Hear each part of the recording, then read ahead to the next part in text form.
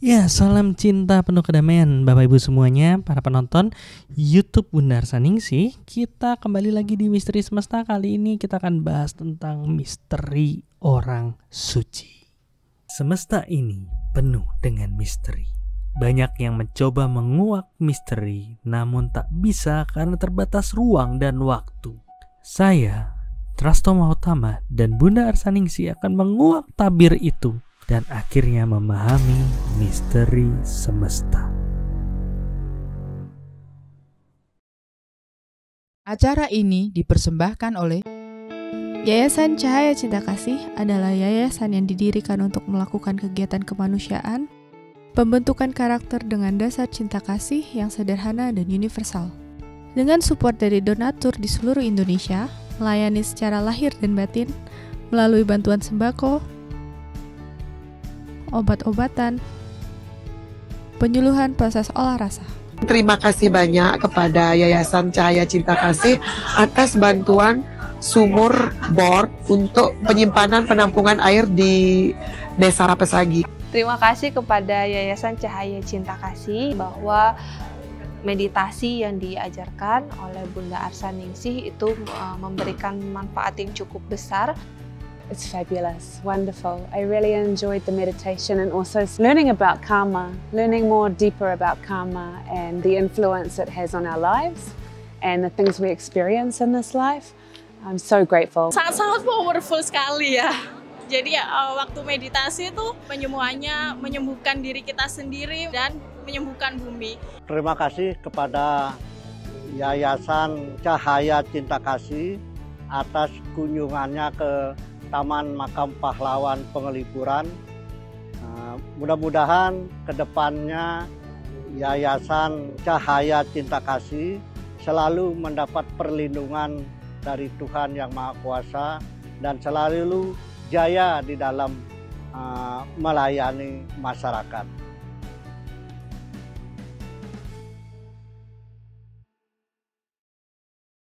Ya, sekali lagi kami mau ngucapin terima kasih kepada para donatur. Jadi kita bisa live lagi, kita bisa on air lagi untuk ngomongin hal-hal yang menarik seperti ini kan, proses olah rasa segala macam. Dan ya, pembahasan kali ini seru juga nih, ngomongin tentang misteri orang suci.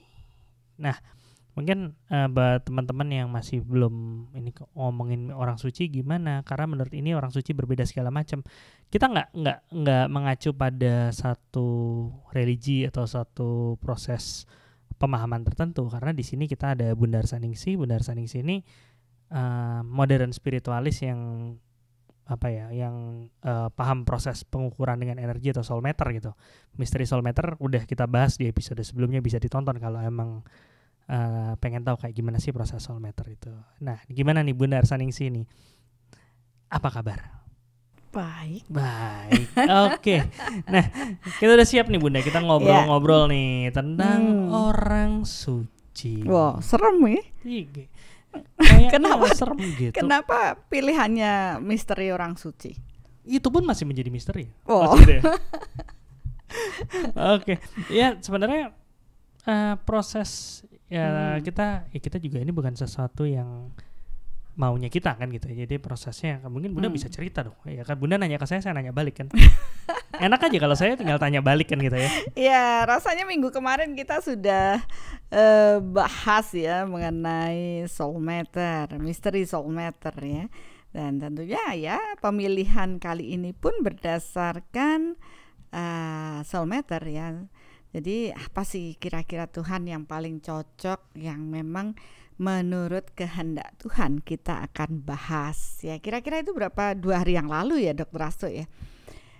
Ya biasa kita selalu deket-deket podcast baru mikirin karena hari-hari lain sibuk banget ya, maafkan. Dan begitu kita dapat ternyata kehendak Tuhan lebih besar, kita bahas mengenai misteri orang suci. Iya.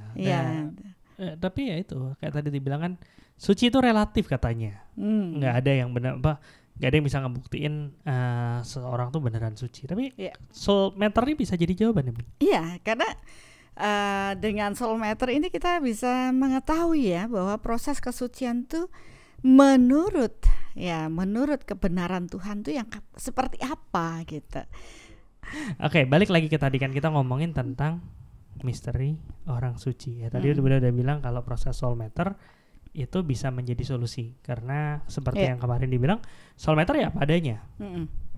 Nggak bisa dibuat-buat. Nggak bisa dibohongin. Nggak bisa dibohongin selama dilakukan dengan tahapan-tahapan yang tepat. Iya. Oke, jadi harapannya kita di sini jadi lebih apa ya? Membahasnya ya sesuatu yang memang objektif gitu ya. Iya, makanya kan kebanyakan pembahasan mengenai orang suci itu selalu berhubungan dengan religi atau agama ya, agama yang masing-masing dianut tentu mempunyai sebutan orang suci itu sesuai dengan apa yang mereka pahami ya. Jadi kita yang akan kita bahas ini bukan masuk dalam konteks religi ya, tapi bagaimana secara universal bahwa orang suci itu yang kayak apa gitu. Jadi tentu semua orang itu ada keinginan di dalam dirinya untuk menjadi orang baik ya, orang baik. Nah, setuju pasti. Ya kan semua ingin kelihatan baik nih. Bahkan ada yang sampai pencitraan. Itu kan pura-pura baik gitu. Itu kan demi terlihat baik kan. Ya, demi terlihat baik. Dia melakukan banyak hal kan. Kan kata orang kan fake it until you make it kan. Dia mau jadi orang baik belum bisa, ya udahlah jadi pura-pura baik dulu kan gitu ya. Enggak gitu ya mainnya. Enggak gitu. Okay. Nah, kalau di secara energi itu ya semua apa adanya. Nah, jadi kita melihat dari sisi energi ya Bapak Ibu ya. Nanti ada yang komplain sama saya, wah ini Bunda ngomongin suci Kak, tapi di agama saya enggak begini, enggak begitu ya. Itu masing-masing lah, saya tidak menyinggung ke situ. Tapi mari kita buka wawasan kita berhubungan dengan proses menjadi orang suci ini. Toh pada dasarnya manusia itu akan mengarah pada proses kesucian. Dan saya rasa banyak orang melakukan. Ini menarik nih, Bunda ngomong manusia akan menuju ke proses penyucian. Iya. Cuman dari maksudnya saya ngelihat lah dari beberapa circle lah, beberapa orang yang saya coba lihat amatin gitu. Kebanyakan tuh nggak menuju ke proses penyucian. Yang penting mereka bisa menemukan orang yang mereka anggap suci untuk bisa mewakili mereka, ngewakilin, ngedoain, ngewakilin melakukan proses misalnya apa ya, berkatin sesuatu, mewakili segala hal, sampai mungkin mewakili masuk surga mungkin, nggak tahu ya. Ya nggak bisa. Oh nggak bisa ya. Ya tapi pikirannya jadi kayak kebanyakan orang ya mungkin nggak semua ya, tapi ada beberapa yang malah jadi mikir ya saya banyak dosa, saya nggak mungkin bisa menuju suci. Oh sudah ada si A yang suci, ya sudahlah kita minta bantuan sama dia. Ya kalau di tingkat masyarakat atau mungkin orang awam ya mungkin dari ranah religi karena memang peraturannya demikian ya mungkin hal itu akan terjadi dan sekarang pun masih banyak. Tapi kan sekarang kita melihat dari sisi yang berbeda ya, dalam sisi yang universal. Maksudnya Tuhan, orang suci itu yang bagaimana? Karena yang selama ini beredar itu kan maksudnya manusia, orang suci. Jadi itu suci di mata manusia. Ya kan? Karena mereka yang membuat batasan, manusia ini yang membuat peraturan-peraturan sendiri yang dikategorikan sebagai orang suci. Seperti ada yang melalui anak keturunan. Oke, jadi orang tuanya dilihat nih suci gitu kan. Berarti anak keturunannya masuk dalam orang suci juga gitu. Ya kan? Kemudian ada yang suci karena dia memang disucikan oleh sekelompok orang. Ya. Orang bisa mensucikan orang lain. Ya kan sekarang yang beredar begitu. Oh maksudnya disepakati ya? Disepakati, kesepakatan bersama satu kelompok yang kemudian dianggap oh inilah sebagai orang suci. Kan banyak itu terjadi, ya kan? Dan kemudian ada karena kemampuan seseorang yang melebihi daripada komunitas yang lain sehingga mereka sepakat dia adalah orang suci. Itu suci karena sakti gitu. Ya, karena sakti. Ya mungkin nggak cuma ngomongin sakti ngeluarin api atau gimana, tapi mungkin dianggap lebih bijaksana, dianggap bisa menyelesaikan masalah, lebih tetua atau seperti itu ya. Jadi dianggap oh ya udah beliau panutannya dan ya akhirnya mengacu menjadi beliau lebih suci daripada kita. Betul. Nah itu yang masuk kategori disucikan oleh manusia. Jadi manusia yang membuat kesepakatan, peraturan di mana kategori orang suci adalah yang seperti ini. Oke. Mungkin tambahan satu lagi adalah dianggap suci karena proses pelayanan yang diberikan. Oh iya benar. Seperti ya banyak ya tokoh-tokoh terkenal, aktivis, terus mengorbankan dirinya untuk suatu proses yang kemanusiaan, bahkan dianggap bahwa wah dia memiliki cinta kasih yang luar lebih biasa daripada ini, pasti ada proses kesucian di dalam dirinya seperti itu. Karena biasanya orang suci ya selalu berhubungan dengan cinta kasih, ya kebersihan hati dan sebagainya, sehingga ketika dia melakukan actionnya bagus dalam proses pelayanan terhadap banyak orang, itu sudah dikategorikan sebagai orang suci. Oke, berarti itu kan pendapat orang ya, sah-sah aja dong. Boleh saja, itu kan opini hasil pemikiran daripada beberapa orang ya, banyak orang ya. Atau mungkin ada satu lagi nih sebenarnya Bun. Karena orang tersebut yang dianggap suci ini mengikuti ciri-ciri dari yang ada di kitab-kitab.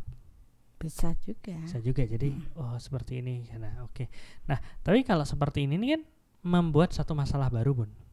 Masalahnya adalah identifikasi kesucian itu jadi sulit. Iya.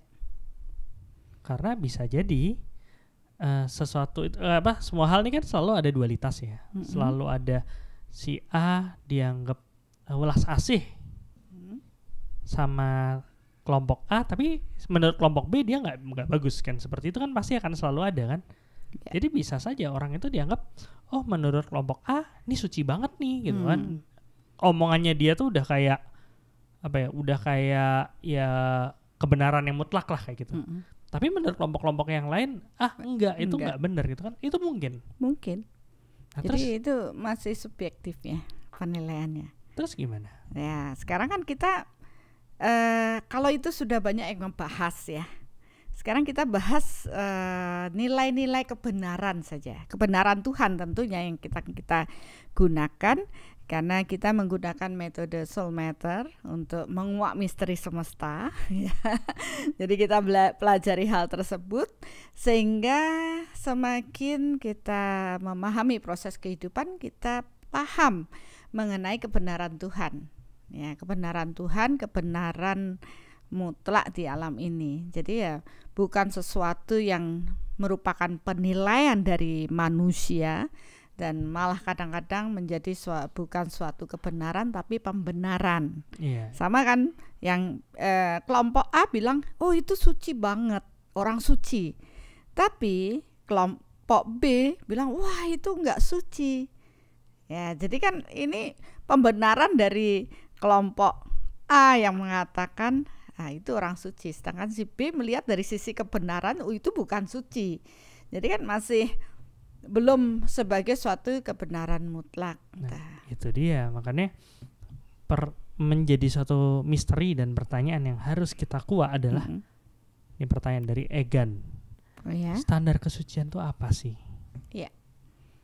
Ya, itu yang perlu kita tahu. Jadi akhirnya kita tahu kita harus jalannya ke arah mana. Karena tadi Bunda udah sebutin ya. Kita kesucian itu bukan suci sendiri kan artinya bersih ya. Nah, bersih nggak ada dosa segala macam. Kesucian itu bukan cuman miliknya orang-orang tertentu, enggak. Ya. Semua orang kalau mau bisa menuju proses kesucian. Betul. Nah, sekarang pertanyaannya Egan, ini menjadi satu hal yang penting banget. Standar kesucian itu apa? Supaya kita bisa sama-sama mengarah pada proses kesucian. Iya, karena sesungguhnya kita terlahir ini kan mengarah pada tujuan untuk secitra dengan Tuhan atau menuju kesucian ya. Tapi kesucian ini bukan sebagai suatu sudut pandang yang dilihat dari sisi manusia, tetapi bagaimana kita suci di mata Tuhan. Ini yang menurut saya kalau selama ini sebelum menggunakan metode soul meter, saya melihat masih subjektif ya, setiap opini orang berbeda-beda. Tapi begitu kita menggunakan proses soul meter dalam proses memahami kebenaran Tuhan, kita akan melihat satu objek itu ya objektif banget ya, dari sisi apa yang ada pada diri tersebut. Nah, ternyata dalam proses kelahiran ke kelahiran banyak sekali orang-orang yang sebenarnya sudah berupaya yang menuju ke arah kesucian. Tapi banyak kali karena mereka masih belum ada tolak ukur yang benar menurut kebenaran Tuhan ini, belum bisa, masih menjadi suatu misteri.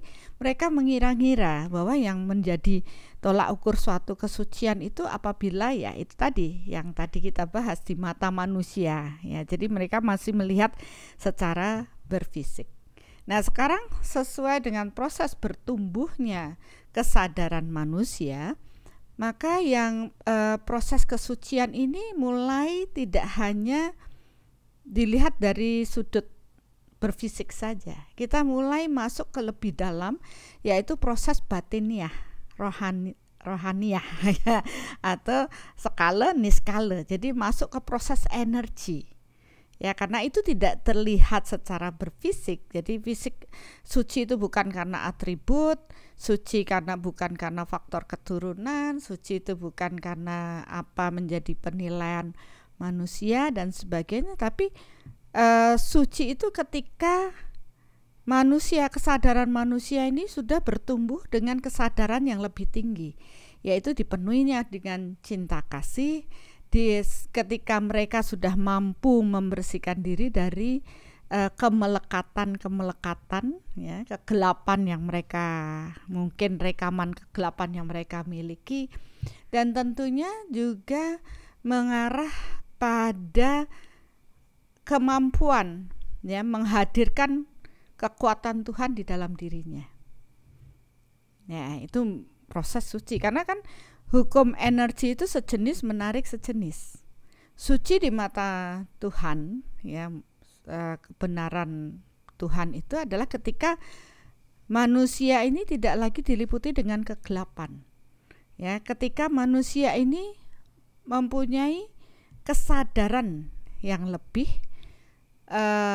dengan proses kebijaksanaan. Dia dapat memilah mana yang baik, mana yang buruk, dan menghindarkan diri dari tentunya kekuatan atau hal-hal yang buruk dan mengarah pada kesucian, kebersihan hati. Jadi ya itu tadi kriterianya jadi seperti itu ya.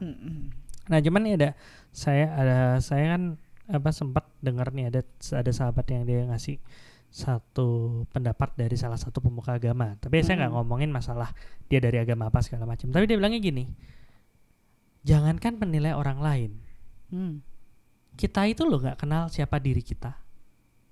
Kita nih loh nggak kenal apa kegelapan yang ada dalam diri kita. Terlalu banyak relung-relung gelap yang ada di dalam diri ini untuk bisa dipahami.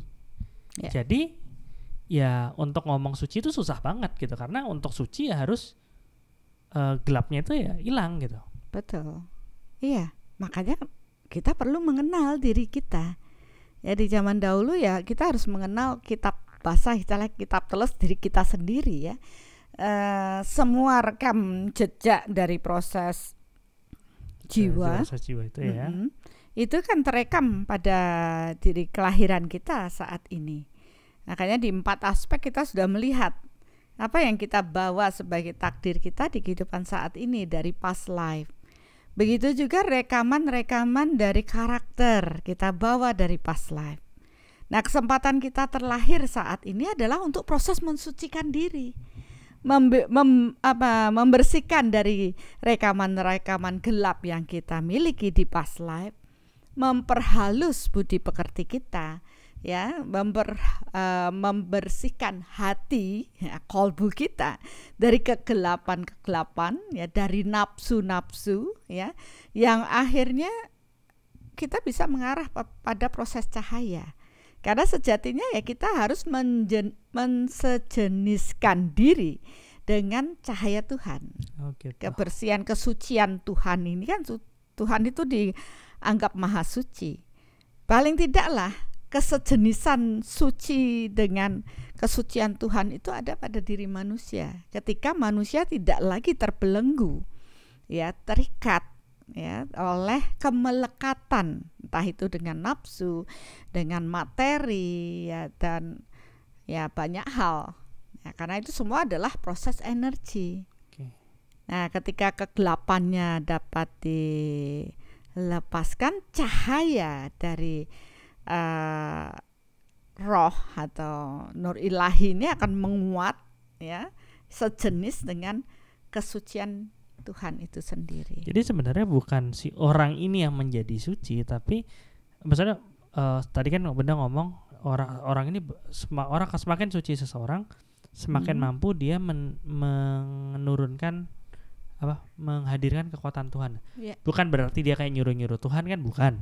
Tapi bukan. Dia menyiapkan ruang, menyiapkan wadah yang tepat, wadah yang bisa kompatibel lah ya, maksudnya bahasa kompatibel, yang dia mampu energi Tuhan ini masuk dengan lebih banyak gitu ya. Betul. Ya, menjadi saluran berkat Tuhan.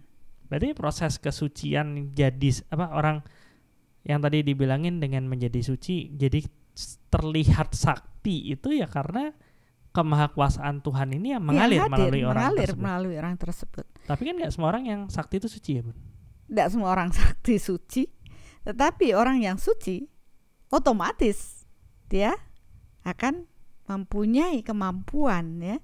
Tapi itu bukan kemampuan atas dirinya, tetapi menjadi saluran berkat Tuhan yang mengalir dalam dirinya untuk dapat membantu, ya, mungkin proses-proses yang dilihat orang, proses pelayanan kepada banyak orang. Seperti itu. Ya, setidaknya mulai terbuka nih kan, bahwa proses suci itu bukan ngomongin, ya balik lagi, suci artinya bersih. Bersih dalam artian ya nggak banyak kotoran kan gitu. Orang mikirnya kotoran tuh cuman ngomongin kotoran dosa aja gitu, tapi sebenarnya nggak cuman ngomongin dosa aja, tapi karakter buruk, rekaman buruk yang dibawa dari kehidupan sebelumnya itu ya juga kekotoran juga. Iya. Kan kalau dilihat juga, kalau yang dikatakan dosa, ya, hasil perbuatan buruk itu kan dosa nih. Dosa hasilnya itu disebut dosa. Nah, sedangkan kenapa itu bisa terjadi, ya karena karakternya buruk. Kalau karakternya tidak buruk kan otomatis dosanya sudah sedikit, ya, hasil perbuatan buruknya ada dikit. Nah, karakter buruk itu berasal dari mana? Pikiran buruk. Nah, karma buruk terjadi dari proses berpikir yang buruk. Nah, dari sinilah kenapa menjadi suci itu ketika orang mampu menjadi pemenang atas dirinya dari semua pikiran-pikiran buruk. Jadi dia bisa mengalahkan ego, ya, pikiran buruknya, menata dirinya, menjadi bijaksana, tahu yang salah, tahu yang benar, melakukan proses sesuai dengan kehendak Tuhan, bukan kehendak manusianya atau egonya semata. Ya, jadi di sini ya orang yang mampu mengalahkan dirinya dari nafsu, ego, dia menjadi pemenang atas dirinya, disitulah dia akan mampu mengarah pada proses kesucian, ya, karena dia akan tumbuh dengan pribadi yang lebih rendah hati, ya kan, mampu menyadari kekurangan diri, kemudian menyiapkan ruang di dalam dirinya, ya, kalbunya ini untuk kekuatan Tuhan bersemayam. Jadi kan bukan hanya sekedar berteori, tapi ini lagi kembali Dr. Rasto, banyak orang melihat orang yang suci ketika dia itu mampu berbagi ayat-ayat suci, hafal, ya. Oh ini sesuai dengan begini, oh ini di buku di kitab begini begitu. Tapi seringkali mereka hanya berteori saja, tidak mengaplikasikan apa yang mereka dapatkan dalam proses kitab atau pembelajaran spiritual ini dalam kehidupan sehari-hari. Jadi tidak selaras antara pikiran, perasaan dan perbuatannya gitu. Nah, disinilah juga tidak dianggap sebagai orang suci. Berarti kalau yang Bunda bilang ada seseorang nih, dia hafal nih luar dalam ayat-ayat suci, bahkan lebih dari, nggak cuma dari satu keyakinan aja. Semua dihafalin. Tapi di dalamnya terus berkecamuk pikiran sama perasaan nggak sesuai. Terus ada judgment, ada merasa diri lebih daripada yang lain segala macam. Nggak suci. Enggak. Karena kesucian di proses kita lihat ya dengan proses energi. Kesucian ini akan dicapai ketika ada kesejenisan dengan kesucian Tuhan, kemahakuasaan Tuhan ya. Jadi di sini tentu syaratnya dia sudah tidak punya lagi ego ya, kesombongan, kemudian iri hati, merasa diri lebih daripada yang lain kan.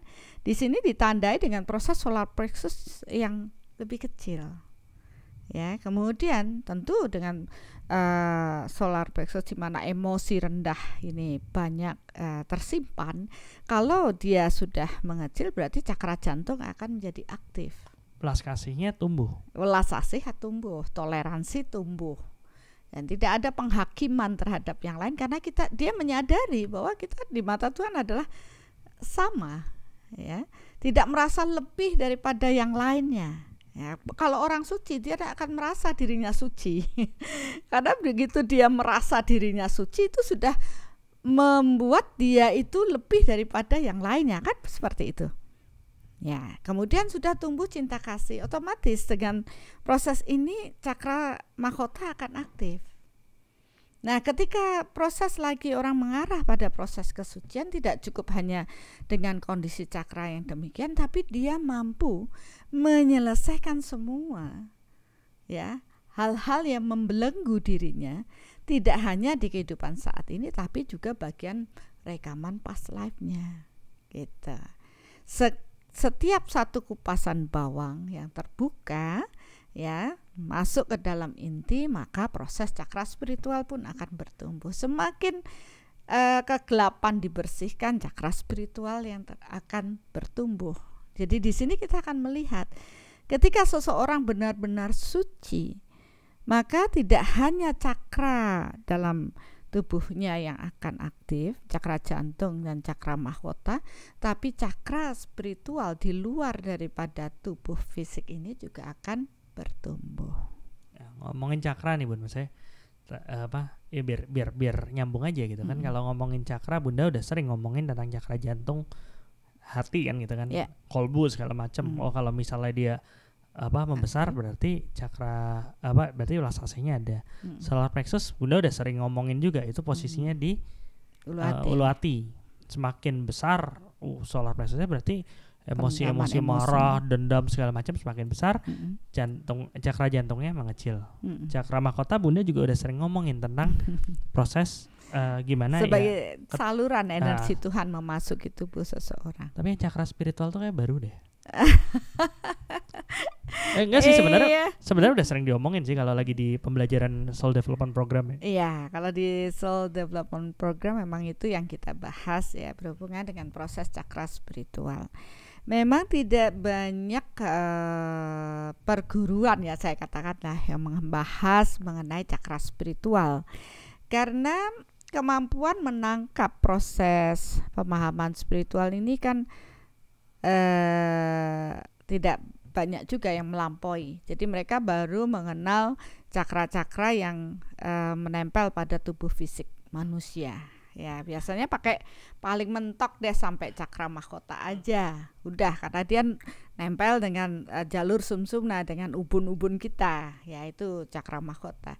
Tapi di luar daripada cakra yang ada di tubuh manusia, ternyata kan masih ada cakra yang lain yang membuat proses ya, ini kalau kita bicara pada proses kesucian itu berhubungan dengan proses cakra spiritual. Semakin tinggi proses spiritual, proses keterhubungan manusia ini dengan Tuhannya, maka semakin tinggi proses cakra spiritualnya.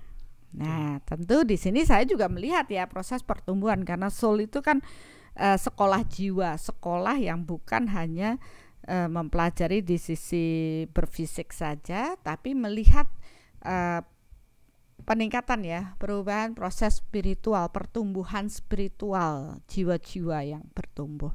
Dan di sini kita melihat ketika di rekaman past life mereka sudah belajar, kan proses belajar tidak hanya pada kehidupan saat ini. Di kehidupan past life kita sudah nyicil-nyicil tuh, bersih-bersih diri. Bahkan beberapa mungkin sudah dikatakan orang suci di kehidupan yang dulu. Tentu mereka sudah membawa proses mengarah pada kebenaran-kebenaran Tuhan. Nah, di sini kita juga melihat bahwa bagian dari proses cakra spiritual adalah merupakan harta kekayaan spiritual yang tertinggi yang dibawa oleh jiwa, ya, kesadaran manusia ini. Jadi itu tidak akan hilang ya, tidak hilang, tapi kalau tidak aktif pada kelahiran berikutnya bisa. Kenapa? Karena butuh proses di kehidupan yang sekarang itu untuk kembali pada proses kesadaran di mana di past life pernah dicapai. Oke. Jadi kita dalam terlahir ini kan melanjutkan proses pembelajaran jiwa. Sekolahnya jiwa ini terus berlanjut. Nah, Bunda ngomong kayak gitu berarti kan ini ada yang nanya tadi, saya lupa lah di bawah. Berarti bayi itu terlahir nggak suci ya?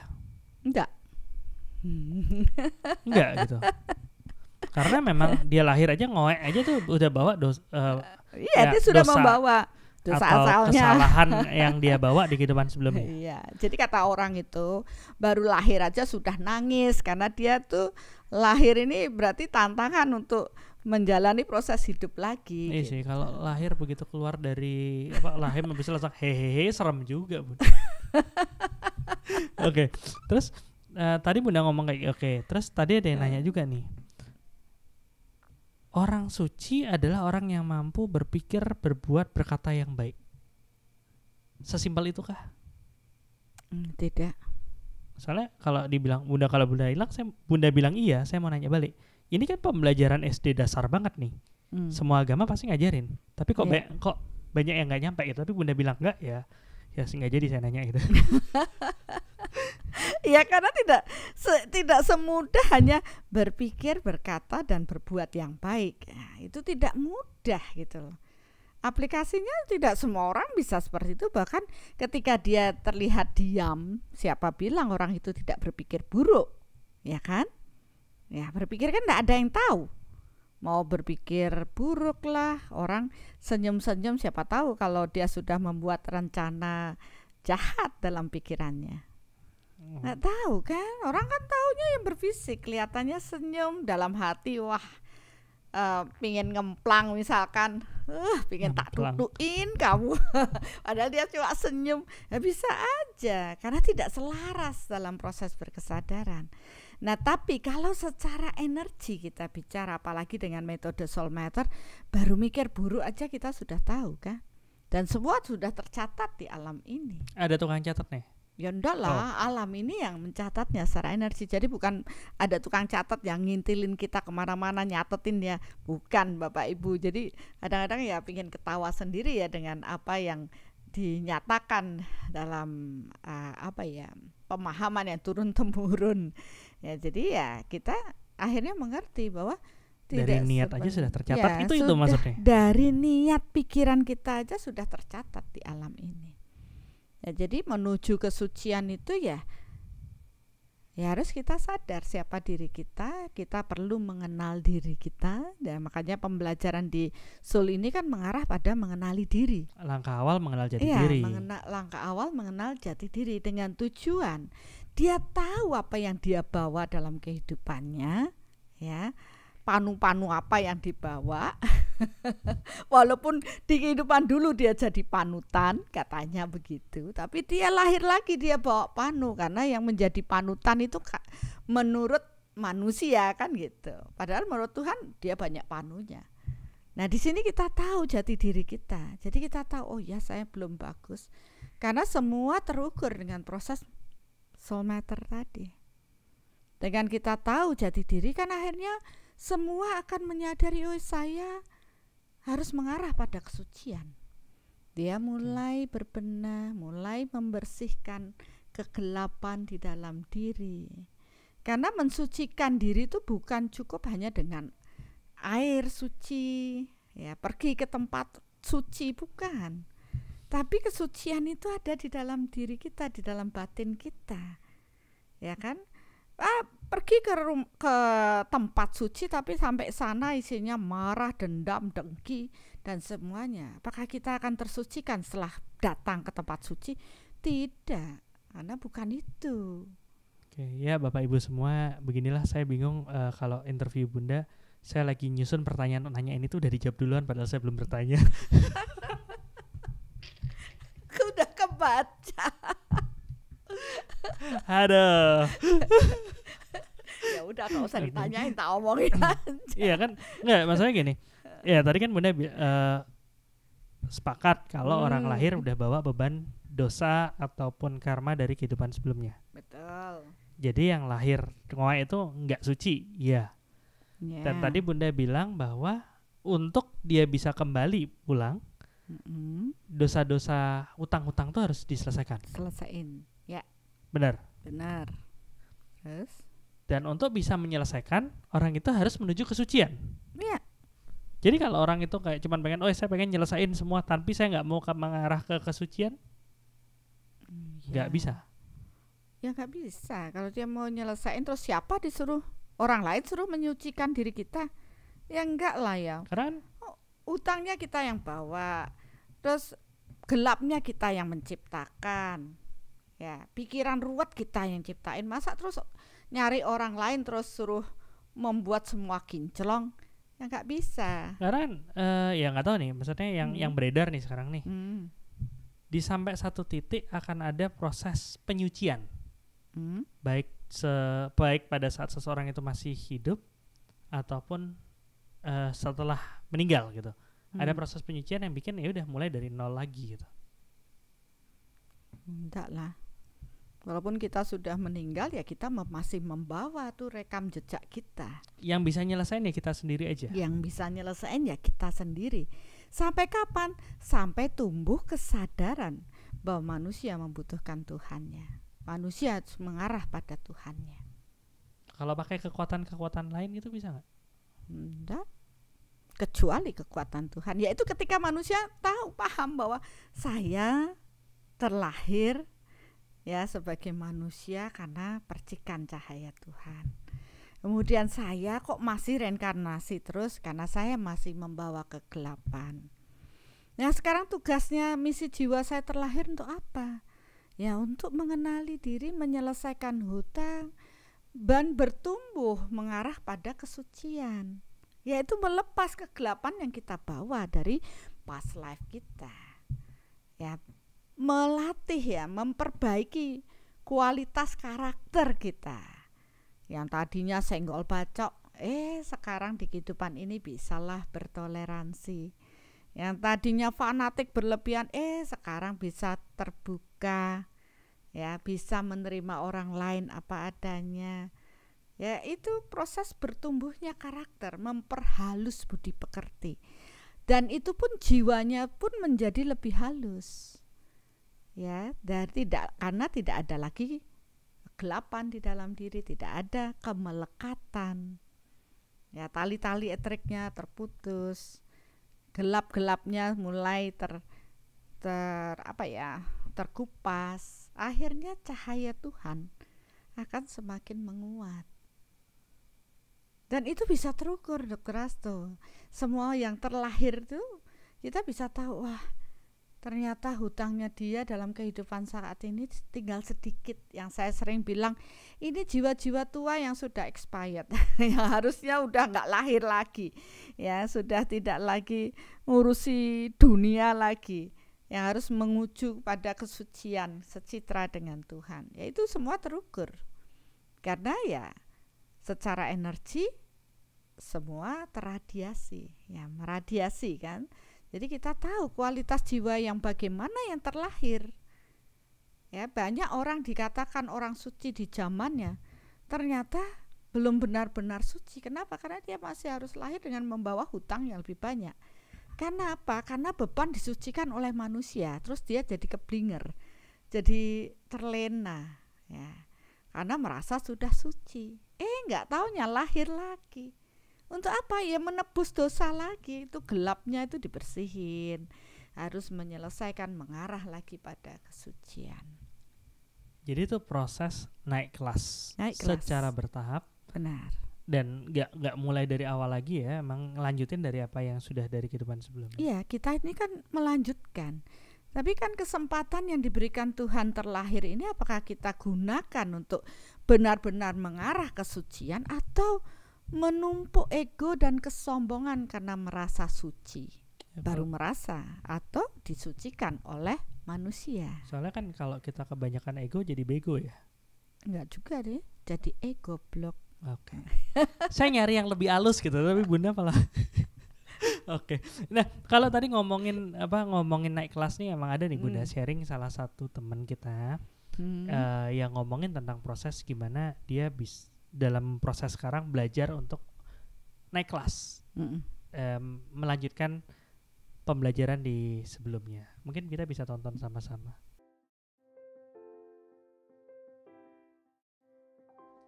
Nama saya Lewan Kristianto, saya tinggal di Surabaya. Pekerjaan swasta, pengusaha ya. Awalnya diajak oleh orang tua ya, dari keluarga ngajak. Dan saya juga pengen tahu lebih dalam bagaimana sih pembelajaran di Seoul tentang spiritual, karena memang saya menyukai pelajaran spiritual seperti itu. Pelajarannya sangat berkesan ya. Jadi terutama dengan pengukuran soul meter, kita jadi dapat tools nih untuk kita bisa pakai sehari-hari, mengukur banyak hal ya, banyak aspek tentang hubungan, tentang kemakmuran dan lain-lain ya. Jadi dan juga untuk mengambil keputusan. Jadi sangat membantu kita lah supaya tidak sampai membuat keputusan yang salah ataupun merugikan diri sendiri maupun sesama. Seperti itu.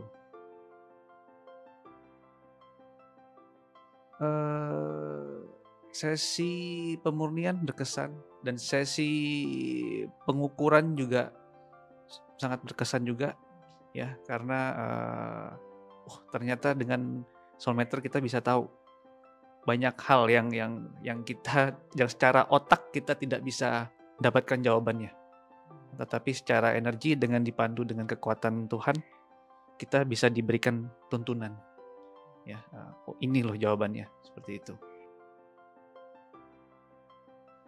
Tentunya kita akan praktekkan soul meter dalam kehidupan sehari-hari ya, dalam semua aspek bisa kita terapkan.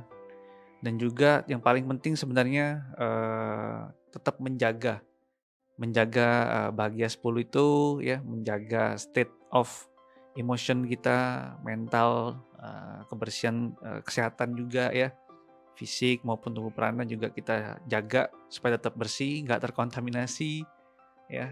Dan juga sebenarnya yang terpenting adalah yaitu tetap berserah dan melakukan segala sesuatunya sesuai dengan kehendak Tuhan. Teman-teman yang belum ikuti soul ini sangat-sangat boleh dicoba ya, dan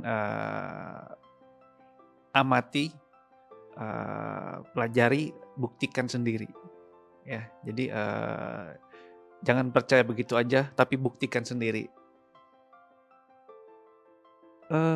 Buat saya ini pelajaran yang sangat-sangat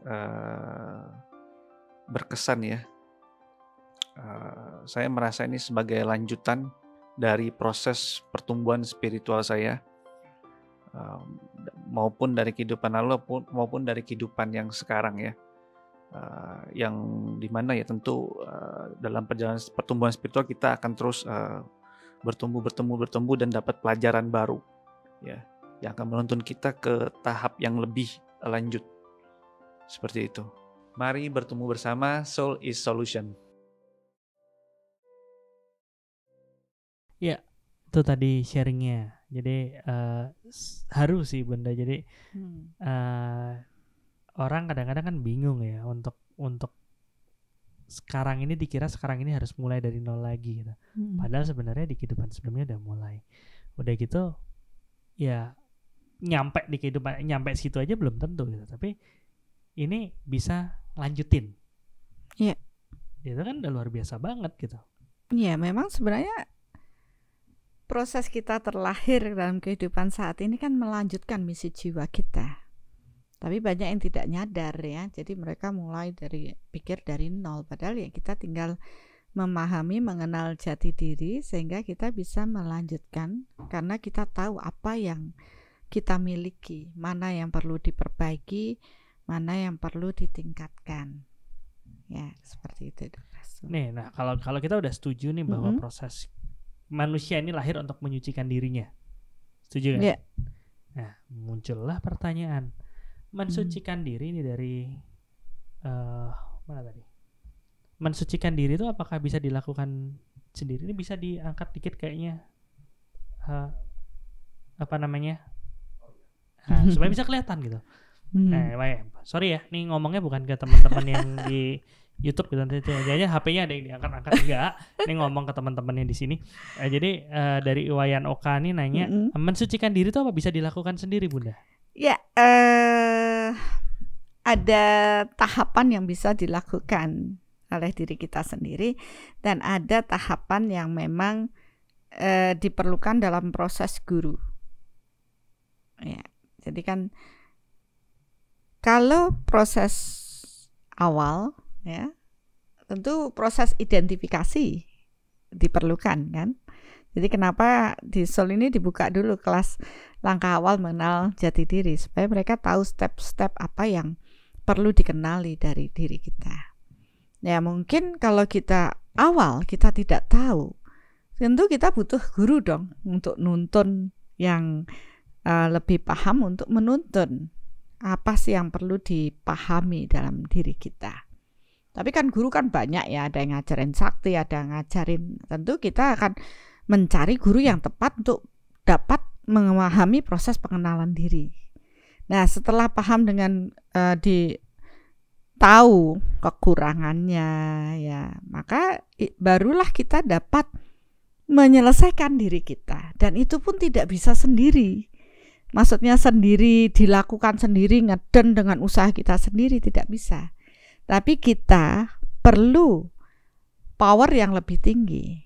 Ya, dari seorang guru, kemudian paham dengan proses energi Tuhan, barulah dengan proses itu mereka dapat melakukan sendiri. Ya, tentu harus melakukan sendiri, nggak bisa orang lain yang melakukan. Toh yang mengenal, yang membuat hal buruk ya diri kita sendiri. Yang punya rasa tidak buruk ya diri kita sendiri. Akhirnya ya harus dari diri kita sendiri yang melakukan proses menyelesaikan hutang kita. Mensucikan diri itu ya dengan membersihkan semua pikiran-pikiran buruk yang kita ciptakan. Kemudian kita menyadari dosa-dosa apa yang sudah kita lakukan dengan proses minta maaf, memaafkan. Menyadari karakter buruk yang kita miliki dan kemudian mau mengubah ke arah yang lebih baik. Ya tentu kalau kita ada kemauan, ya nggak bisa hanya orang lain. Aduh saya mau mensucikan diri, saya cari orang, yuk saya disucikan aja deh gitu. Terus orang lain melakukan. Nah orang lain kan nggak tahu apa yang menjadi proses terciptanya hal buruk kan dari diri kita.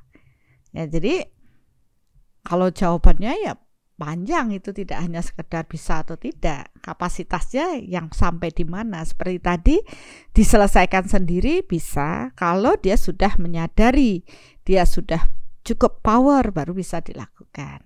Seperti itu. Jadi kan ya itu balik lagi ke tadi sharingnya teman kita tadi, Mbak. Kan harus naik kelas dulu kan. Ya kalau misalnya dia kelas 1, ya dia bisa menyelesaikan sendiri masalah kelas 1. Tapi kelas 2, kelas 3 ya belum. Ada pilihan, minta bantuan sama yang powernya gede atau dia bertumbuh menuju power kelas 2. Iya. Tapi kalau terus minta bantuan, loh kok enak? Ya, tetap minta bantuan itu kan tidak bisa untuk menyelesaikan. Maksudnya Dr. Hasto. Ya walaupun dia naik kelas 1, minta bantuan ini kan hanya untuk membuat proses terhubung, paham bahwa dia harus membutuhkan kekuatan Tuhan untuk menyelesaikan. Tapi yang menyelesaikan kan dia sendiri. Iya. Ya kan, minta bantuan bukan terus orang lain dah yang ngerjain, saya mau terima beres saja, nggak bisa. Harus ada kesadaran dari diri. Nah, disinilah manusia itu untuk mencapai kesucian, dia harus selalu dalam kondisi berkesadaran. Sadar dengan apa yang dipikirkannya, sadar dengan apa yang dirasakan, dan sadar ketika dia melakukan aktivitasnya. Tapi kalau orang sekarang udah mulai sadar sih, Bun. Sadar kamera gitu. Kalau ada selfie. Kalau ada kamera berbuat baik kan gitu kan. Kalau nggak ada kamera ya bodo amat. Bodo amat. Tapi kalau ini kan sadar sesadar-sadarnya ya. Jadi kenapa ada istilahnya eling nrimo waspodo, ini kan proses berkesadaran. Ya, dulu pembelajaran itu nancep banget buat saya, karena ya itu proses kita berkesadaran. Sekarang pun dengan ya apa tadi diberikan di Soul Matter kan membuat kita berkesadaran tuh. Ya, sadar dengan proses kehidupan kita dari 4 aspeknya. Sadar kita bertemu, oh ini saya bayar karena menerima karma buruk. Sadar kita menyelesaikan hutang-hutang karma kita. Sadar kita punya karakter buruk dan memperbaikinya. Dan itu mengarah pada proses kesucian. Sadar juga kalau pas kita lagi bocor, kita lagi marah gitu, kita sadar, oh iya lagi marah nih, nggak boleh. Sadar untuk kembali menyucikan diri. Ya, kembali pada kondisi bahagia 10 poin kan. Kita selalu berkesadaran di situ. Dan saya bersyukur karena melihat banyak orang yang bertumbuh ya, mulai dengan proses berlatih kesadaran ini. Ya, saya melihat karakternya pun mulai berubah. Ya. Cahaya dalam dirinya berubah, energinya pun berubah. Karena ketika kegelapan dibersihkan, cahaya Tuhan yang mampu memasuki dirinya pun akan bertambah. Ada ruang. Ini kan gelap nih. Nah, kemudian begitu gelapnya dibersihin kan ada ruang yang untuk cahaya Tuhan masuk. Begitu gelapnya dibersihin ada ruang lagi cahaya. Jadi kita menyiapkan ruang di dalam diri kita untuk kekuatan Tuhan bersemayam. Oke, jadi bukan karena Tuhan nggak mau, milih-milih enggak, tapi kitanya yang belum menyiapkan gitu ya. Iya, karena kita yang belum menyiapkan. Jadi menjadi suci itu ketika di dalam proses batiniah kita atau kalbu kita, hati kita, batin kita, menyiapkan ruang untuk kekuatan Tuhan berstana atau memenuhi diri kita. Ya tentunya harus ada upaya dong. Kita sadar kita punya kekurangan, kita sadar melepas karakter buruk, mengubahnya. Kita sadar untuk berserah kepada Tuhannya, sehingga cahaya Tuhan yang memasuki diri kita semakin banyak. Maka di buku Soul Reflection saya katakan menjadi orang suci itu ketika dia mengikuti, paham akan dirinya dan mengikuti kehendak Tuhan atas dirinya. Dan tidak cuma itu saja, mungkin secara energi kita akan melihat cahaya yang berpedar di dalam diri. Ya, kalau dilihat auranya itu bercahaya. Ya, tapi kalau bisa ngelihat, yang lain kan, ya ada yang belum bisa ngelihat juga. Ya? Ada yang nggak bisa melihat pedaran itu juga. Banyak yang tidak bisa melihat, tapi banyak orang juga akan merasakan. Jadi ngerasa nyaman. Ngerasa nyaman, merasa damai. Kalau dekat sama dia kualitas tenang gitu ya. merasa terayomi, ya kan? Karena radiasi orang suci itu memberikan cinta, meradiasikan cinta, meradiasikan kedamaian, meradiasikan ketenangan. Jadi nggak usah pakai atribut apa-apa deh. Yang penting ketika kita mampu meradiasikan hal-hal yang positif, ya, menjadi saluran cahaya Tuhan, menjadi saluran cinta Tuhan, itu sudah merupakan bagian dari mengarah pada kesucian. Mengarah pada kesucian. Berarti kan ya step by step sedikit demi sedikit terus jadi tambah suci hingga akhirnya suci yang mutlak gitu ya. Ya. Dan itu yang mungkin pemahaman banyak orang mencapai pada kesadaran murni, atau orang mengatakan mencapai nibbana, atau mengatakan mencapai moksa gitu. Apapun namanya labelnya, tapi mereka tidak lagi mempunyai hutang-hutang karma yang harus diterima dalam kehidupan saat ini, dan mereka tidak melibatkan ego dalam proses kehidupannya, berserah kepada Tuhannya dan mengikuti semua kehendak Tuhan atas dirinya.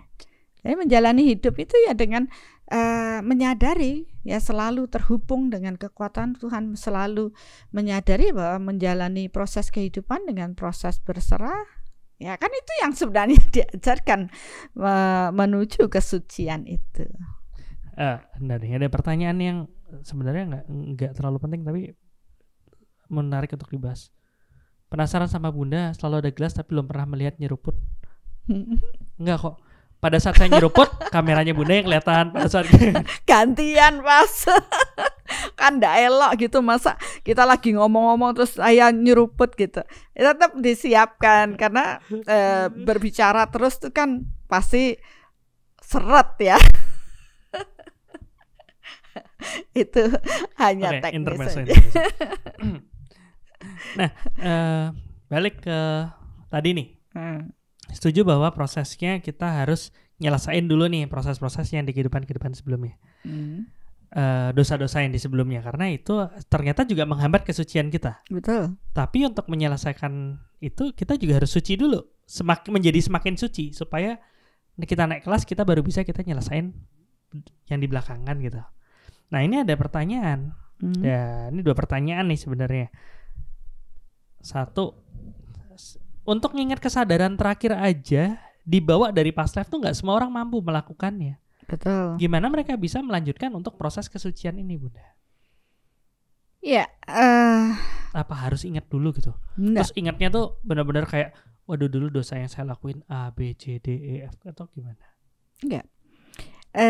Tuhan tuh sudah pinter kan? Oh, iya, Tuhan ya pinter lah. Ada yang bilang Tuhan gak pinter, kebangetan itu. Ya, menurut saya tuh, saya melihat itu, Tuhan pinter banget ya. Semua sudah terpetakan dengan baik ya. Kalau mereka kesadaran terakhir yang dicapai, mereka sudah tingkatan kesuciannya dia bagus, maka dia akan dipetakan ya, terpetakan di alam ini sesuai dengan hukum sejenis menarik sejenis, berada pada lingkungan spiritual yang baik. Biasanya mereka pun akan bertumbuh dengan baik ya, dengan proses itu, dan mereka pun akan dipertemukan kembali dengan entah itu guru, pembimbing yang mengarah pada proses peningkatan spiritual sampai pengingatan di proses kesadaran spiritual yang terakhir. Karena mereka telah membentuk karma baik dalam kehidupan pasrat, maka alam akan memetakan mereka untuk dipertemukan hukum sejenis menarik sejenis untuk bertumbuh kembali. Sebenarnya seperti itu. Cuma ketika terlahir kembali ini akan mulai menyusup. Kadangkala ego mereka pun ikut lagi terlarut. Ya, pengendalian mulai berubah. Padahal dulu sudah bagus, tapi sekarang ya dapat ujian dikit udah berubah. Akhirnya ya walaupun mereka dengan pemetaan ini bertemu dengan guru yang tepat, orang yang tepat, tapi mereka tidak lagi kesejenisan karena muncul ego, nafsu dan sebagainya.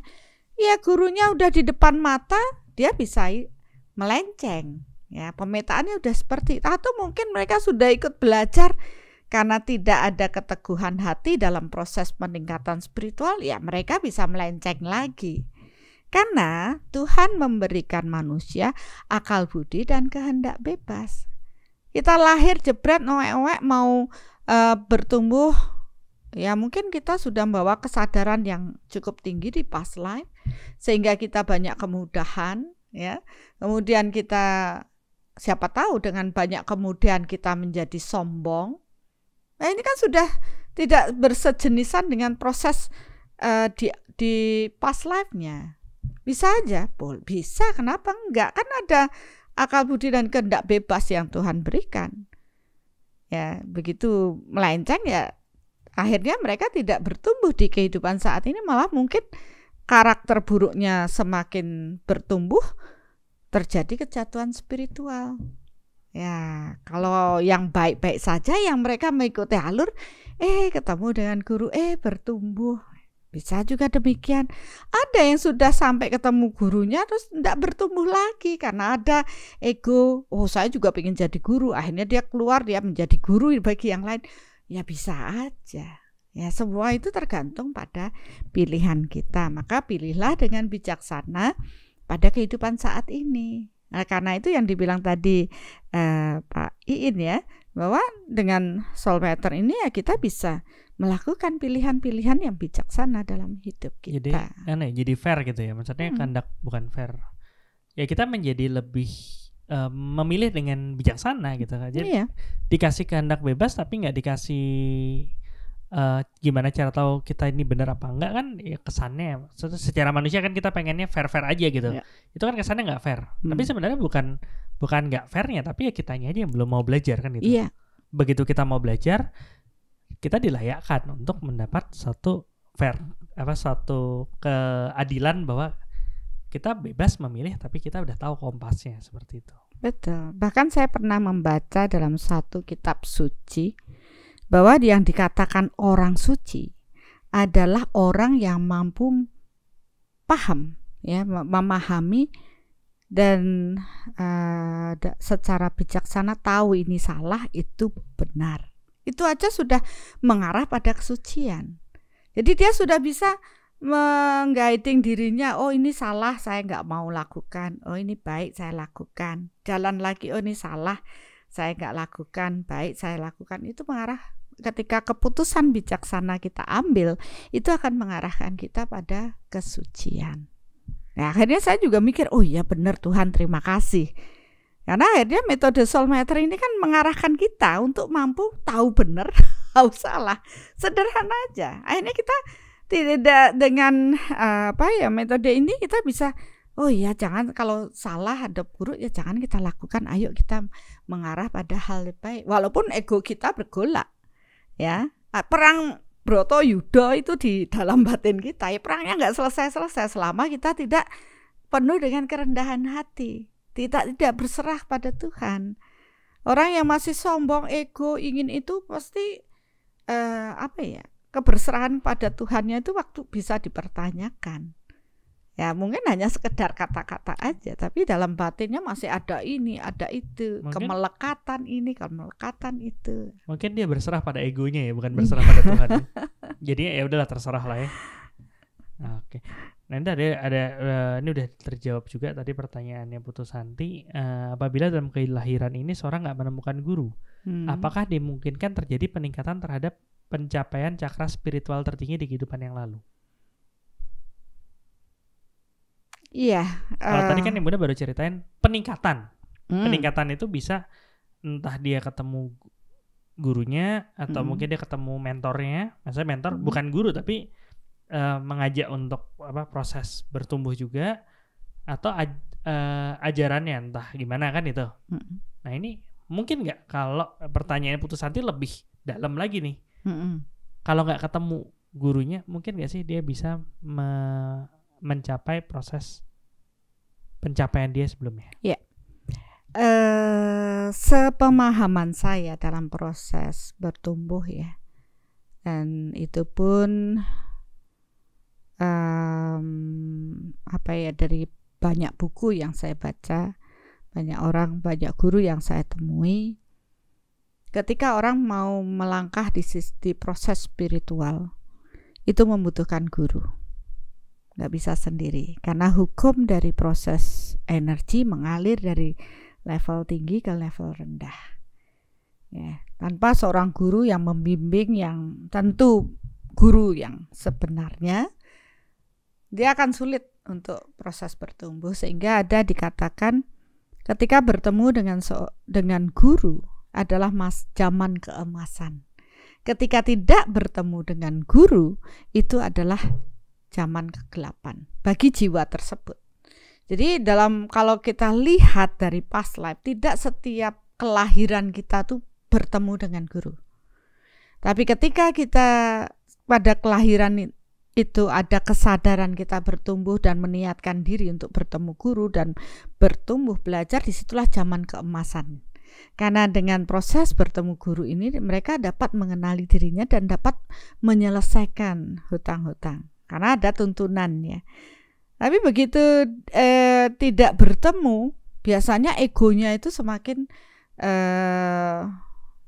bertumbuh. Ya, apalagi guru yang tidak sesuai dalam proses spiritual. Banyak guru kan, ada guru ya oke lah di akademis, tapi mereka tidak membantu proses spiritual kita bertumbuh. Ada guru dalam proses mungkin di bidang penyembuhan atau guru di bidang apa, tapi tidak membuat proses pertumbuhan spiritual. Kenapa? Karena mereka bukan guru sejati yang dimana menanam benih-benih pembelajaran pada murid tersebut. Ya, seorang dikatakan guru sejati ketika mampu menanam benih-benih pembelajaran pada kesadaran jiwa tersebut. Dan guru yang demikian itu mampu pula memberikan proses pengingatan kembali pada pencapaian kesadaran yang pernah dicapai oleh jiwa tersebut.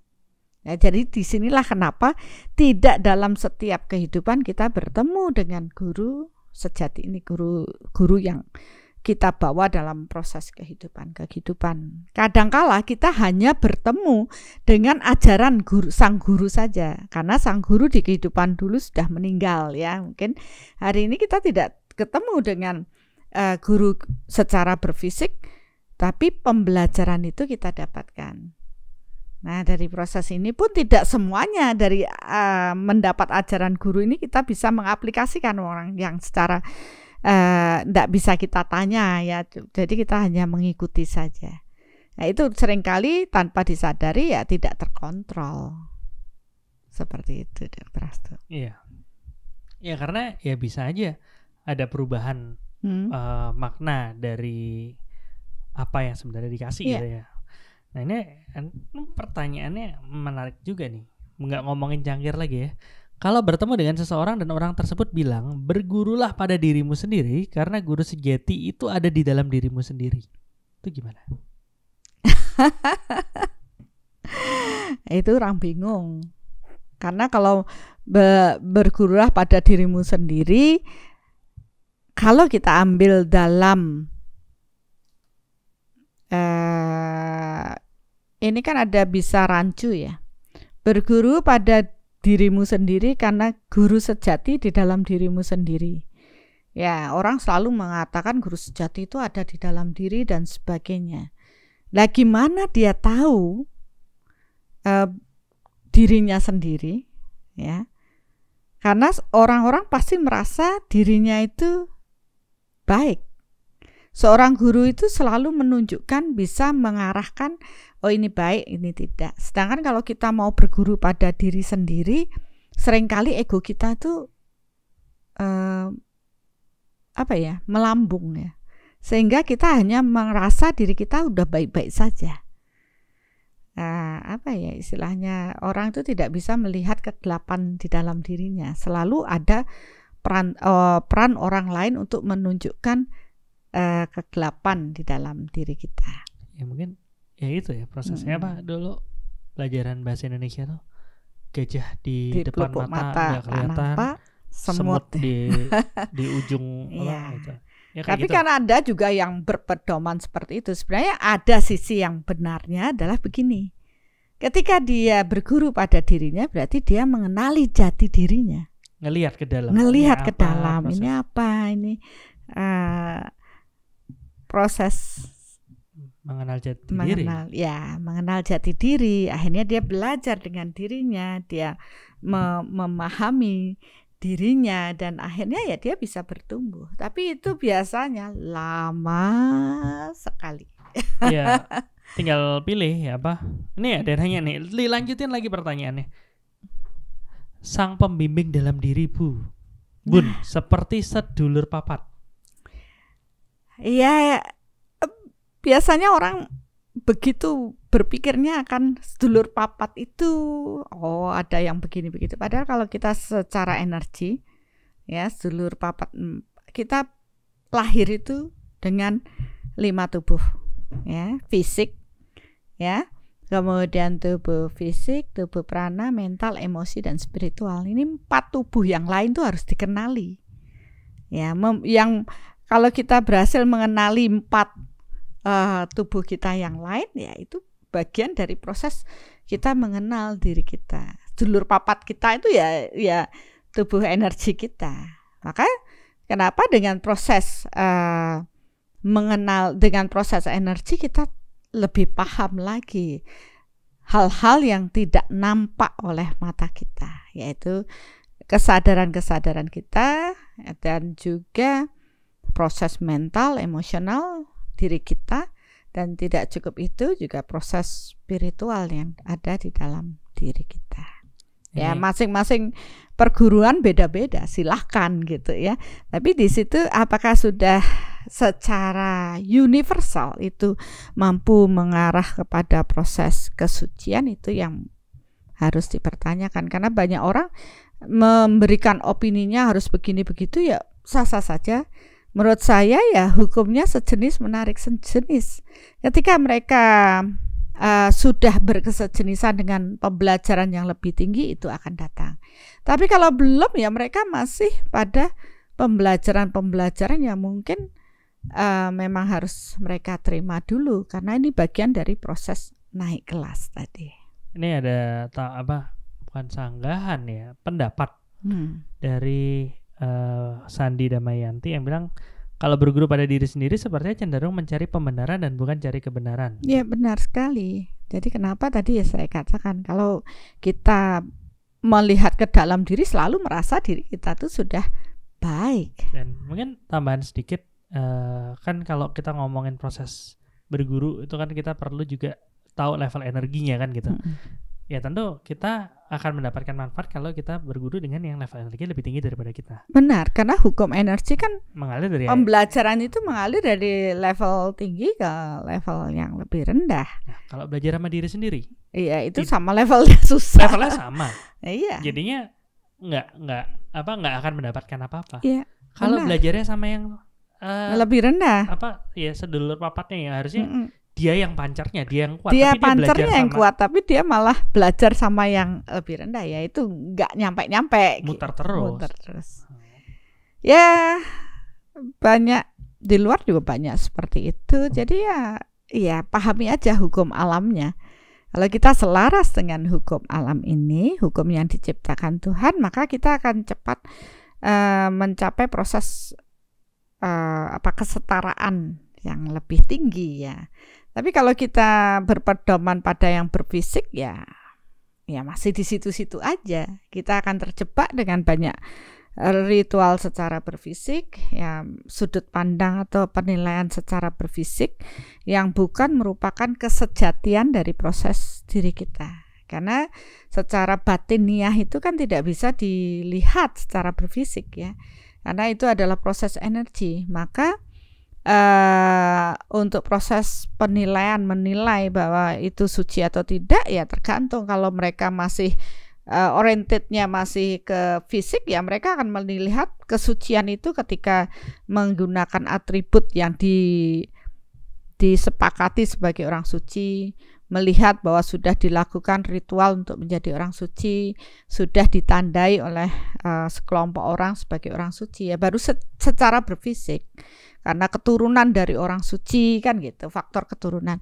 Tapi ketika kita melihat dari sudut pandang energi yang merupakan ya realita kebenaran, bukan pembenaran ya, kebenaran yang sesungguhnya, maka kita akan melihat oh yang ini belum dikatakan suci. Kenapa? Oh, lapisannya dia masih bawa banyak kegelapan ya dalam dirinya, ya belum bisa dikatakan suci. Dia masih banyak kemelekatan di dalam dirinya, ya belum bisa dikatakan suci. Dia masih banyak rekaman hal buruk dalam past life-nya, belum terselesaikan. Masih banyak spirit-spirit di luar daripada kekuatan Tuhan yang masih digunakan, ya belum juga dikatakan suci. Masih jadi kontraktor ya. Punya kontrak banyak sama makhluk-makhluk kan Iya, ya. masih punya banyak. Ini masih menduakan Tuhannya, ya belum bisa dikatakan orang suci gitu. Iya. Kebenaran bertingkat. Ya kalau misalnya ngomong nih, ada yang bilang guru terbaik adalah pengalaman. Ada juga yang bilang guru terbaik adalah batu. Ada yang bilang guru terbaik adalah rumput yang bergoyang. Akhirnya bingung sendiri ya. Tapi ya balik lagi, ya, kita lebih objektif ya. Kita ukur itu akan lebih nyaman. Iya. Oke, sepertinya banyak banget ya. Pertanyaan udah 9 ya. Iya. Pertanyaan nih, satu pertanyaan mungkin bisa menjawab, mudah-mudahan bisa naikin nilainya nih. Kan secara soulmeter baru 9 poin. Banyak orang yang bilang mengarah kesucian itu saya harus bla bla bla dulu baru mencari kesucian. Ada yang bilang 1, saya nunggu kaya dulu baru saya mencari kesucian. Ada yang bilang 2, saya masih mau menikmati dunia, makanya saya belum mau mencari kesucian. 3, saya nunggu pensiun dulu. 4, tanggungan saya masih banyak. Akhirnya kan malah gak jalan-jalan. Itu gimana menurut Bunda? Iya.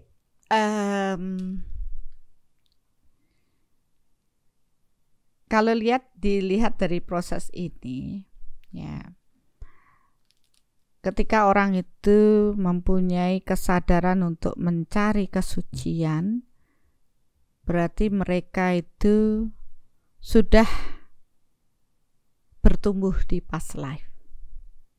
Ya, jadi sudah mengalami proses pertumbuhan kesadaran di past life. Oleh karena itu di langkah awal mengenal jati diri, kita udah bagi itu menjadi kriteria kesadaran jiwa. Anak-anak kah, remaja kah, dewasa, atau jiwa tua. Lah mereka-mereka yang memang mencari proses mengarah kesucian ini berarti mereka sudah naik kelas dari jiwa anak-anak, remaja, dewasa, kemudian tua, sudah tergelitik kesadarannya untuk mengarah pada kesucian. Nah, biasanya mereka yang memang sudah jiwa yang kesadarannya bertumbuh di sini, dari kecil pun mereka sudah berlaku dengan karakter-karakter yang lebih baik, dengan kesadaran, ya istilahnya tanpa dia sadari dia pun sudah mengarah pada hal-hal kebaikan. Ya, tapi mereka-mereka yang masih pada kesadaran jiwa dewasa, yang masih sibuk dengan duniawi, yang masih sibuk dengan pencapaian-pencapaian, pasti akan mengatakan seperti yang Dr. Astu bilang, saya nanti karena belum ada kesadaran yang bertumbuh mengarah pada proses kesucian. Ya, jadi hukumnya ya sejenis menarik sejenis. Nah, menurut saya proses pensucian itu adalah suatu yang akan dicapai oleh semua jiwa manusia. Jadi bukan hanya yang dikatakan orang suci ya di past life gitu, itu saja orang suci, tidak. Tapi semua jiwa manusia yang terlahir ini akan akhirnya harus mengarah pada proses kesucian. ya.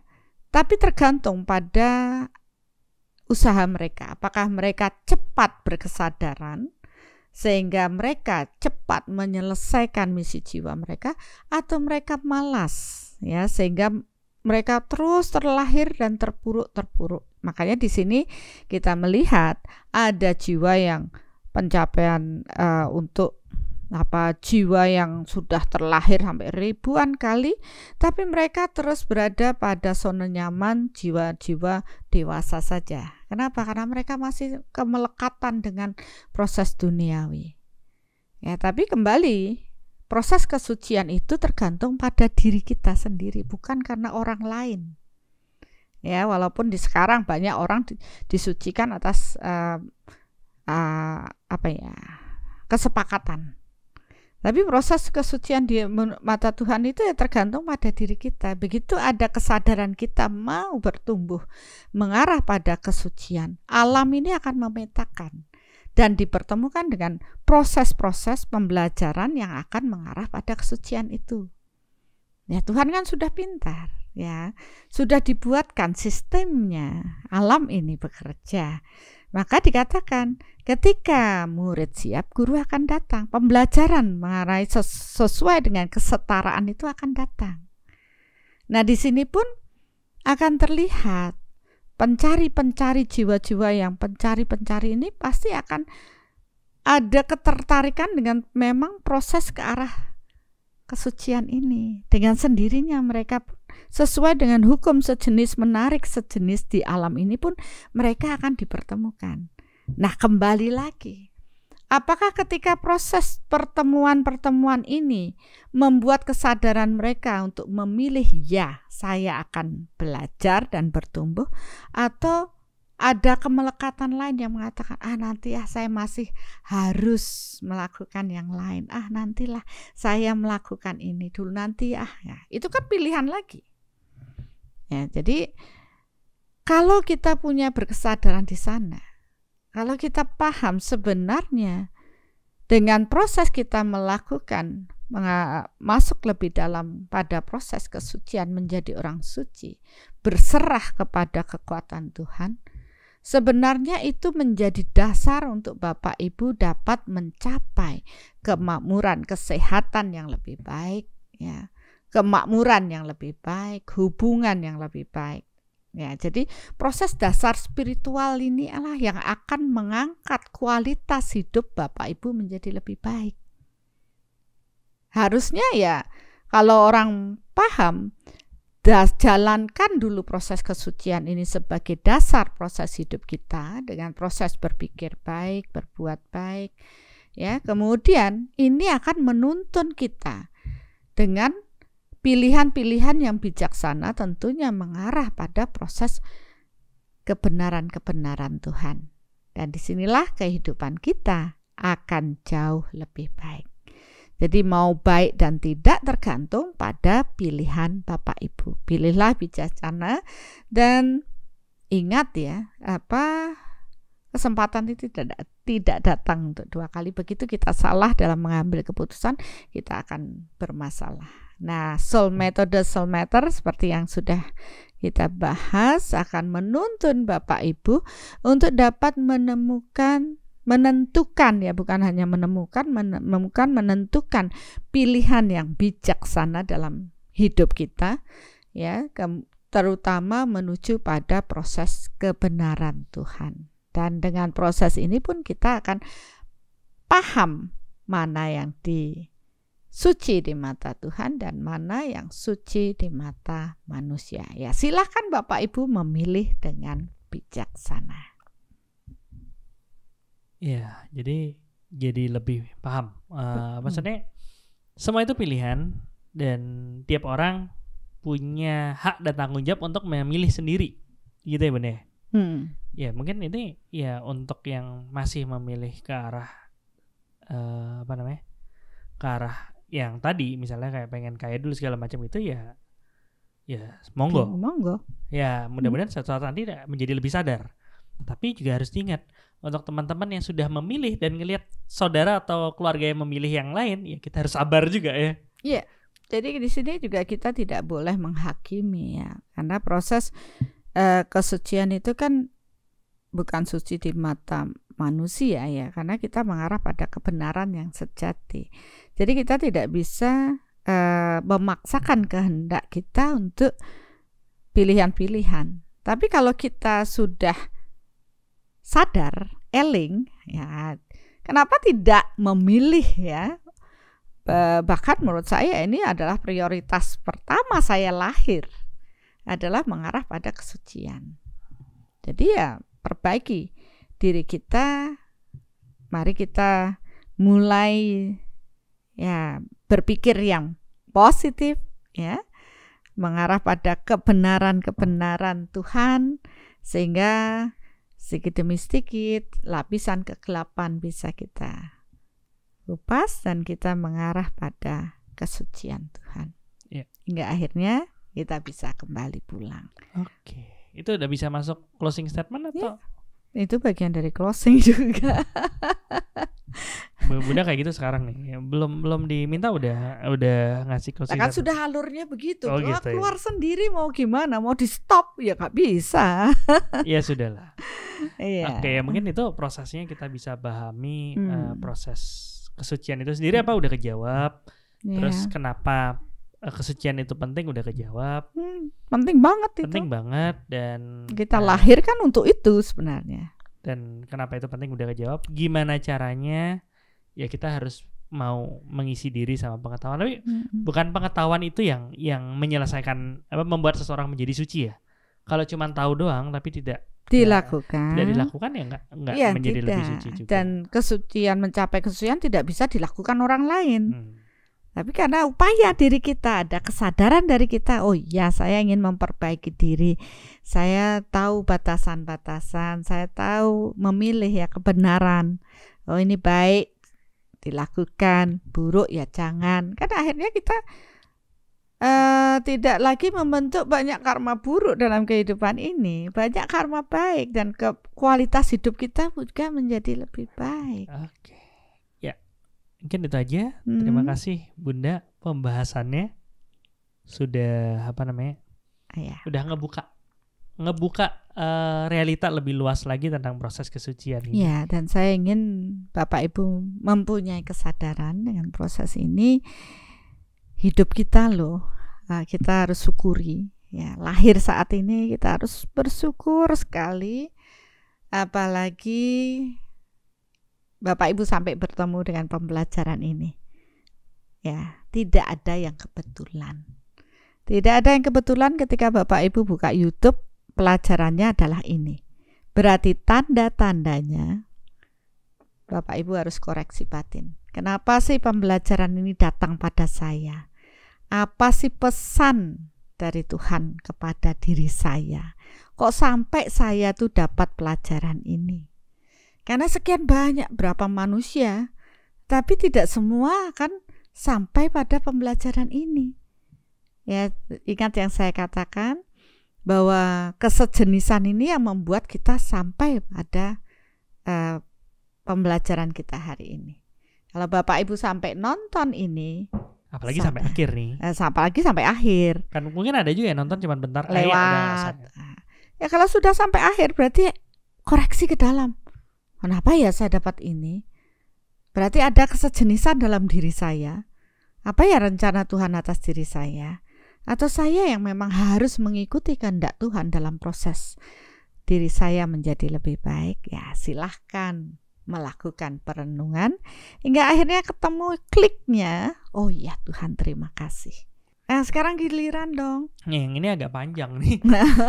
Saya bingung mau nyingkat nggak bisa-bisa. Ya tapi itu penting loh. Ya itu. Udah mungkin bisa dibantu contekannya karena panjang dan baru bikin nih. Oke. Dihormati, dipandang mewakili Sang Maha Suci, sering dengan atribut yang katanya juga suci. Atribut sih gampang, kotor tinggal dicuci, hati yang kotor gak mudah dilucuti. Banyak dikejar sampai perlu cuti, status ingin digapai disahkan dipandang suci. Dibalut, dipampang, dipajang bagai lambang, rebranding, rebonding, ganti nama, ganti tampang. Di buku sudah diberikan kunci-kunci gimana caranya jadi lebih suci. Sampai kapan atribut jadi kunci? Kan jadinya gampang kalau mau ngaku-ngaku suci. Gelar bukan tikar, tak perlu digelar. Lihat dalam diri, apa sih sebenarnya yang belum kelar? Semakin dipoles, wadahnya semakin melar agar sang sumber merasuk, kita jadi cetar. Jangan gentar, atau cetar cuman sebentar. Saat merasa lebih pintar, roda langsung berputar, cahaya meredup tak lagi cetar, agar terus bercahaya, hati ditatar. Satu persatu gelap dienyahkan, ego-ego perlahan dilemahkan. Jangan tergiur tawaran diemaskan, segala label jangan dicemaskan. Yang major belum tentu berarti mutlak, yang indie bukan salah telak. Yang penting tata hati hingga kelak menuju kesucian yang mutlak. Sorry, luar panjang. biasa. Tapi itu merangkum semuanya. Jadi mudah-mudahan dengan apa yang kita sharingkan ya, Dr. Hasto, membuat proses menggelitik lah paling enggak untuk Bapak Ibu mulai berpikir ke dalam diri, mengamati diri kita, dan jangan lupa mensyukuri proses kehidupan kita. Mengisi hidup kita dengan lebih dalam, tidak hanya sekedar menyelesaikan atau menjalani hidup saja, tapi gunakan kesempatan saat ini mengarah pada kesucian. Tidak perlu suci di mata manusia, paling tidak ayolah berbenah agar kita menjadi suci di mata Tuhan. Dan gimana pun semuanya adalah proses bertumbuh. Betul. Dan mari bertumbuh bersama.